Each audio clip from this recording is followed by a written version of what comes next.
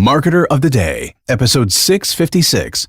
Use daily practices and proven life strategies to quiet your inner bully in 21 days with Eden Gold. Hey everyone, and welcome back to the Marketer of the Day podcast. We're chatting with Eden Gold, who is a 21-year-old certified health coach and published author, and she's building her speaking career, and her mission is to promote confidence, self-love, and independence to the younger generations. So whether you're a younger generation, older generation, in the middle, there's something for everyone to pick up. So we're going to dig deep and find where it hurts and find out about some fun stuff. So how are things today, Eden? Things are going incredible today. I'm working on a lot of fun projects, and I'm really excited to be here. Thank you so much for having me. Glad to have you. And, being busy, having fun, it's what it's all about, right? So can you tell us kind of as we're ramping up here, what's your book? What's your website? Just so people can maybe have it in the background while we're talking. Yeah, for those of you who don't know, my website is called thegoldlife.net, and that's also where you can find my book. So I wrote an ebook back in January is when I published it. It's called 21 Days to Quiet Your Inner Bully, and it's all about mental health and tackling that inner voice inside your head that always chimes in to tell you that you can't do something, or, you're not the person for this, or it's not possible for you. So it's really just about overcoming that voice and empowering you to set those goals and reach those goals. Fantastic. Well, overcoming that inner bully sounds like something that we could all use some help with. So what's the starting point with that? If someone comes to you and they say, I know I have this problem, I beat myself up, I tell myself I can't do it, where do we even begin to solve this problem? Totally. So I'll give you a little bit of a background. What started as a journey of healing my relationship with food and my toxic thoughts, it turned into something that I felt as though I couldn't not share with other people. I was so inspired by everything that I had learned throughout my studies and personal experience when it came to mental and physical health, that writing the book was actually one of my first huge accomplishments in terms of spreading the message that I was so passionate about. And in terms of where people can start, as you're going through the book is not only filled with valuable information and bits and pieces of my personal story, but I created it in a way that almost every day there is a daily practice, a worksheet, or an opportunity to try something new when it comes to healing your toxic inner thoughts, or in the words of the book, your inner bully. So that being said, by the time somebody finishes the book, they're equipped with a toolbox of strategies that they can continually practice whenever they feel they need it. It's inevitable that everyone will stick with every single practice in the book, but that's why there's a variety of practices and opportunities for readers to find what resonates with them and continue to grow and heal themselves with the little nuggets that they pull from the book. And that all starts with awareness, and it builds from that. Super cool. And I like that concept a lot because, as you know, different people respond to different things. And then there's that aspect of, well, there's no quick fix to some of this mindset stuff. Sometimes it takes getting into those daily practices. So I really like that concept of every day trying a little bit. That way it's not some huge commitment, but then also you can try randomness and pick up different things and see what you like. And as you said, get some new tools in the toolbox, because as you know, sometimes different days, for whatever reason, you need different tools. And sometimes the tools aren't quite as effective, or you need to pick up new tools. So that's a really great thing that you have set up here. And so can you give us an example of what one of these daily practices or worksheets would accomplish? What would a random day be like in this 21-day process? Absolutely. So if you were to start the process, you would first be equipped with, some information, a little bit of background, and you would simply be asked or invited to become aware of these thoughts that linger in your mind, because oftentimes when there's a negative thought in our mind, it's become so ingrained into us from whatever, outside resource it's been embedded into us, that it's sort of just a passing thought. I'm going to tell myself I'm ugly in the mirror subconsciously, and then I'm going to move on with my day until the next negative thought comes around. So you'll probably want to spend a couple of days just becoming aware of that voice. And one of the first worksheets that you'll see in the book is that one of the practices I like to use is you pull out the notes section of your phone, or you can even do this on paper, and you write down questions like, what is this voice saying? When did this voice come? How does it make me feel? And you just answer those questions whenever this voice comes into your head, and you start to take note and find patterns when you hear these voices. And it can be for anything. It can be for business. It can be for body image. It can be for money, finances, lifestyle, whatever. And so after a couple of days, a week, or however long you feel you need it, you'll start to realize reoccurrences in the same voices, and they're happening around the same times. And that's a really powerful method in moving forward to working on changing it. It's about finding those patterns, and only then can you come up with the most effective solution in changing it. So, it really doesn't take that much time out of your day, but as a starting point, that's what you would do within the first few days or week or however long. Awesome. And I like that a lot because like if you're trying to solve the problem without even figuring out what the problem is, then it's hopeless, right? If you're fighting that invisible enemy and you just make those snide remarks to yourself and it adds up over time and you just keep doing it and you're stuck in that pattern, that makes perfect sense that it would help to write some of those things down and figure out the pattern and figure out the predictableness of that inner bully there. And so I imagine that diving deep into some of this stuff is sort of painful, and maybe some people are afraid of doing it. Am I on the right track there? Absolutely, 100%. And so what do you say to people like that? If there are people that say like, oh, well, like I tried it, but I got too scared, or I don't need it, what would you say in response? So there's actually a section in the book that's pretty early on that really talks about how you're going to be uncovering very vulnerable and deep parts about yourself that have been pushed back for so long, or maybe you haven't opened up about them in the ways that you should. And as you're following the program, you will notice that you'll have a slow increase of the knowledge that you gain and the tools that you begin to apply to your life. And there's a section in the book that says if you're feeling like you haven't made progress, or the progress is like backfiring, or you're feeling really badly, then that's a good opportunity to again look inwardly and ask yourself, why am I feeling so badly about this? Usually it's because of an unresolved pain. I find that when we have triggering points in our life and something sets us off, it's because of an unresolved pain that we haven't dealt with properly. So I'm sure, much of your audience has heard it manifests itself in one way or another, whether that's emotionally and you push it back, or physically in anger, whatever. So that's a really good learning opportunity. If you don't see it as something that's going to tear you down or stunt your progress, you really see it as an opportunity to learn and work around it, because no progress is linear. There's always little things that are going to happen along the way. So it's really about uncovering where that pain is coming from, and then being kind to yourself and generous to yourself, and knowing that there's a way around that.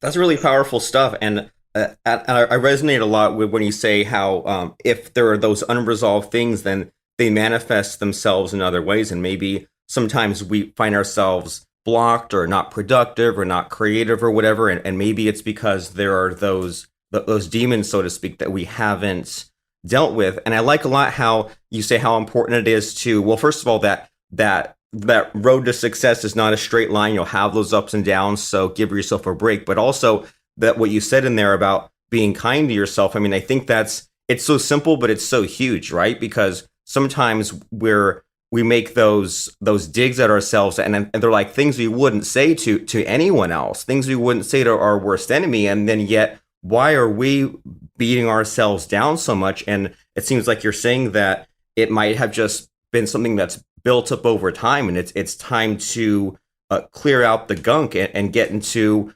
more important stuff, right? And so you're mentioning how it's like sometimes there's the unresolved pain, or sometimes we figure out that, oh my gosh, that's the reason why things were so bad, because I just hadn't dealt with that. Have you encountered any ahas like that, where like you yourself personally were just having a tough time, and you did some of these exercises and you realize, oh my gosh, like I couldn't believe that there was this problem this whole time?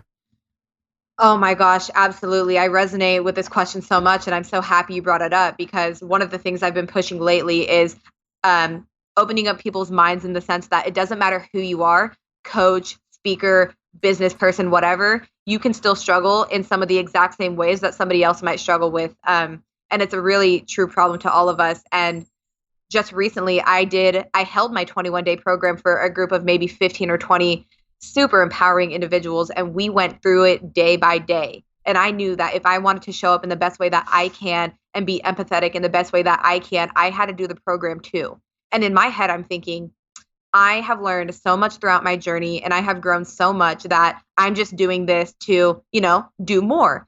But what I didn't realize is that there was still a lot of things that I needed to work on myself, and it really tore down my spirit because after everything that I've learned throughout my journey, I thought that anything negative that comes into my mind, at this point it's just a passing thought because I don't need to deal with it because I've already dealt with it, and that's not necessarily the right mindset to have.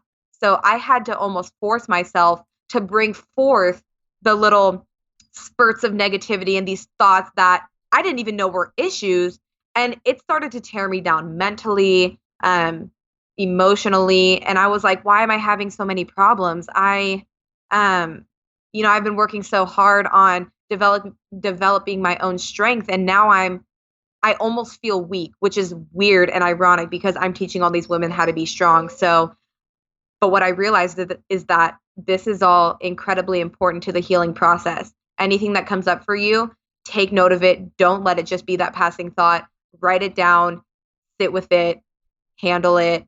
And then having that supportive community really helped as well. But it is rough, and it gave me a new sense of empathy that I don't think I would have had I not gone through this again. And I think it's important that, once, twice, three times a year, you do these check-ins because you'll come up with more stuff you need to work on and more and more. It's a never-ending process. And I think I lacked realizing that for a minute there. That is super cool. And what I got from your answer there is how it's sometimes important to go back to the fundamentals. And it's kind of, I don't know, discouraging because you're thinking, well, aren't I a ninja at this point? Like it's like going back to the third grade and learning math all over again. It's like, aren't I like years or decades past that? But I think you and I have both come across people who think they're too smart for it, right? They've heard of it once, they've done it once, and then now the problems crept back in, and it's like some things just require that sort of maintenance. So I like that a lot, how you said, well, I'm not just going to teach this program, I'm going to go back and I'm going to apply it myself. And I thought I dealt with X, but X came back to bite me in the butt. So now it's time for that to get to that healing process. And so we all have good days and bad days, but sometimes we have those really bad days. And I know that, like, for me, sometimes that it helps to go back to the fundamentals. Or one time I was having a really bad week, and I dialed up some affirmations. And I hate affirmations. I think they're silly. But then somehow it worked. So sometimes, like, we all have those really bad days and we get really desperate. So have you had those really just kind of real down days or down weeks when you felt like just giving it up and going back to something boring? Have you ever had just anything really bad like that happen, and then you found a tool in the toolbox to get you out of it? Absolutely. And, it happens frequently. And I know it happens to all of us because, we are the source of everything that we're trying to create in our life. And when something goes badly for us, it's kind of a ripple effect. And we feel like everything is just slowly plummeting, which in fact, that's another mindset that we can totally fix. And it's not necessarily true. But I also like how you mentioned the toolbox again, because that's exactly what I call it. And the first thing I would say for any time that I feel this way, or anytime I feel like I'm giving up or I'm not making progress fast enough, is I've learned to just sit with the feeling that I'm feeling. You don't always have to take immediate action. You don't always have to find the solution. You don't always have to know the answer. Sit with the way that you're feeling and invite your emotions in, and know that it's okay to feel whatever you're feeling. It's a normal human emotion. We all have them. Shocker, right? And as I began to, kind of just sit with my emotions for a little bit, I realized that there were certain things that I decided I wanted to try. Maybe this will help me, whether that be journaling or starting a conversation with somebody that I trust or whatever. And over time, when I've found these strategies that work for me, I opened up my journal and I created my own personal toolbox. Now, I learned this from my 21-day book, and I'm like, you know what? That's really cool. I'm going to try that. So now, if I'm dealing with a problem, whatever problem that is, it might be entirely different from another problem. And I figure out how I'm going to solve it, or at least what worked for me. I open up my journal and I put that under my page titled My Toolbox, so that the next time I'm hurting and I come up with something, I just add to the list and add to the list. And over time, I accumulate all of the things that I realized have worked for me the best. And this can be entirely unique to you and what makes you feel great. And it might be unexpected too. It doesn't have to be meditation or journaling. And so now, whenever I'm upset, I can open up my journal and I can read through some of the tools that I have and say, oh my God, that made me feel great. I remember that. I remember the emotion, because, we don't always remember what's said, but we remember the emotion attached. And I have my toolbox open right now. That's what I was looking at. But that has really helped me in times when I felt like I wanted to give up, or like everything was just turning into just everything just had a bad outcome that I didn't want. So Yeah, and that makes a lot of sense. That it when things are working, it's that important to make a note of that, and that specific thing worked, and that you felt that specific way. So that way, when things aren't so great, and those toxic thoughts do creep back in, or you're just in a bad mood, you can go you can go revisit that and dig yourself out of it. Because I mean, sometimes when you're in that bad mood, there's no getting yourself out of it, but that your past self that previously wrote those things down can help. And you mentioned that sometimes the things that we end up writing in our own personal toolbox end up being sort of unexpected or weird. So you said that you're looking at your toolbox. Is there anything that jumps out of you as far as like unexpected, weird, didn't expect that to help you get out of that rut? yeah, so I'm just scrolling through my toolbox right now. It's only 2 pages long at the moment, but you know, this goes for saying, like, we don't always have to do like the whole meditation, like yoga, like affirmations type things. So some of the things I wrote down here were, the very first one is actually, when I'm hurting, that's when conversations will be the most benefit to me. Share the successes and share the pain. So I wanted to emphasize that, because it's sometimes even more important to share the pain and share when things are going bad, because that's often the time when we feel like we want to seclude ourselves. I know me as a coach, and when I was hosting this 21-day program, when something bad came up for me, I thought to myself, I can't share this with my team because I have to be strong for them and I have to show up for them and be that powerhouse so they don't give up on themselves. But it wasn't until a few days, maybe even a week later, that I realized I need to take my own advice and share when things are going bad and release that negative energy out into the world, so it's not residing inside of me in some way or another. So that could be a good example of something that maybe you don't immediately think of because you don't think the same things necessarily resonate with you. So that's one of the things that I've held very near and dear to me, and reminding myself when I feel like I need to seclude myself, I have to tell myself, don't, until I get out of the habit of feeling that way or doing that. And what that makes me think of is when they say things like, well, if you're depressed, don't draw the curtains, right? Don't turn all the lights off. Like, do the opposite of what you feel like is right. Get out there, get in the sunlight, get in the fresh air, so that way you don't get stuck in that place. And so when you gave that answer, it made me wonder, well, what's the right amount of negativity? Because like, we don't want to keep it all bottled up. We don't want to keep it to ourselves, but we also don't want to just be endlessly spouting the bad stuff. And then if someone comes to us with some negativity as well, we want to let them have vents. We want to let them get it out, but we also don't want it to infect us or to become too much of a pity party. So is there a way to judge that? Just what's the right amount of negativity?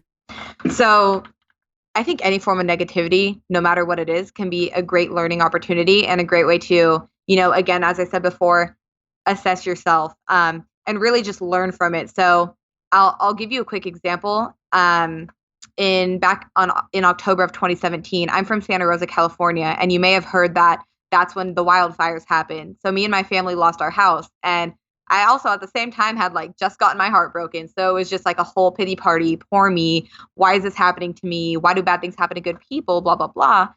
And, maybe the way I handled it at the time was an unhealthy way to deal with negative emotions. But what I realized as time went on is that this was all a learning opportunity because my best friend, she has lived her whole life moving house to house, never having a steady foundation, and has been living with nothing. Meanwhile, I have always had parents who tried and did their absolute best for me. So I kind of saw it as a chance to learn in the sense that the universe wanted me to know what it was like to have nothing. And they wanted me to be able to empathize better with people who have less than me. So it took a lot of self-realization and trial and error to come to that conclusion. But that's what I learned. And so I think the best thing you can do is one, figuring out what you can learn from any given situation. And two, like we were saying before about the doing the opposite of what your thoughts are telling you. I like to say that as not giving power to the things that make you insecure, not giving power to the things that hurt you. So if I'm having a bad body image day, for example, what am I going to do? I'm going to go talk about it. I'm going to go post it on my Instagram story, a picture of my body or whatever it may be. Every time I have a pimple on my face, I post a picture of me online because I'm not going to let that take over what I know to be true, which is the words that I'm saying and the message that I'm trying to spread. So I really think that's something that everybody could actually challenge themselves to do when in times of feeling negative or feeling down. Don't give power to it and try to seek out what you can learn from it and grow. I like that a lot. So have that perspective and have those healthy habits. And it's like I'm a computer programmer, and so I come across all kinds of self-doubt. Or there was one time where I wasted 3 weeks trying to find a bug in a program, and it turned out to be a semicolon. And we have a lot of people listening who are business owners, and they just haven't dug deep into some of these things. Like what was really powerful, what you told me about this conversation here is that sometimes you don't need to know the answer. And sometimes if we're worried about what the future will bring, whether that's financial or whether that's house burning down, being homeless, or whether that's solving a computer problem, sometimes we just have to let things sit for a while and think things through and not have those old destructive patterns of just jumping to the impulse and just try to do better, be our better selves as we move forward. And so your shtick with this book and this program that you have is 21 days. And so what happens on day 22? Is it like start over, or is there an ongoing thing to do on day 22 and onwards? Yeah. So when you get to the last chapter, which is somewhere around like 16 to 17, we really start to take everything we've been developing within our mindset and turn it into an action plan and a game plan. And this is why I like to create groups. And I also encourage people to find an accountability partner so that they can do this with a partner, which is creating your plan, mapping out your 3-month, 6-month, a year, and 5-year goals, or something like that. And really getting specific on it too. So before in the program, we had this chapter where we were talking about documenting your process, whether that be video, audio, journaling, whatever.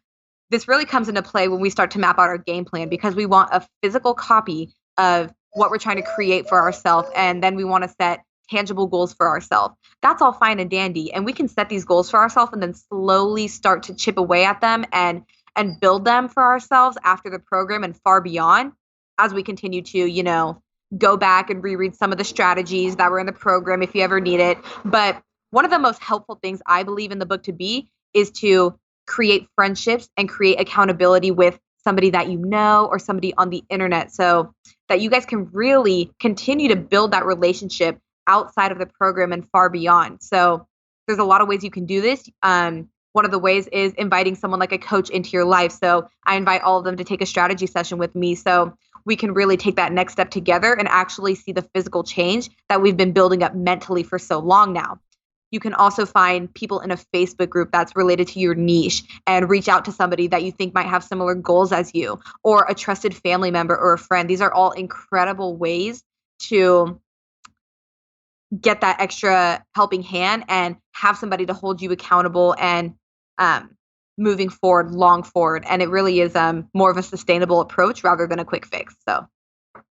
And it helps so much. And this is one of those things where for years I'd heard about this concept, but once I actually began involving other people, having that accountability partner and sharing goals and sharing tasks and then following up and seeing who did what. I mean, it's almost like magic, right? It's like if you're just going it alone and you're trying to write out some goals and hammer out some stuff, you get burned out after a while, right? You get sort of bored. But then if there's someone else involved and you're putting it out there and it feels almost like you're letting them down if you don't get those things accomplished, if you know, whether that's figuring out that game plan or just getting today's tasks done. I mean, yeah, you're right. It helps so much to join that group, to help you get unstuck when you get stuck, to have that accountability partner. And there's just been so many times when I've been stuck on some kind of a problem, whether it's a computer programming problem or a business problem. Sometimes you just have to do the Google search and find that someone else out there had the same exact problem as you. You just had to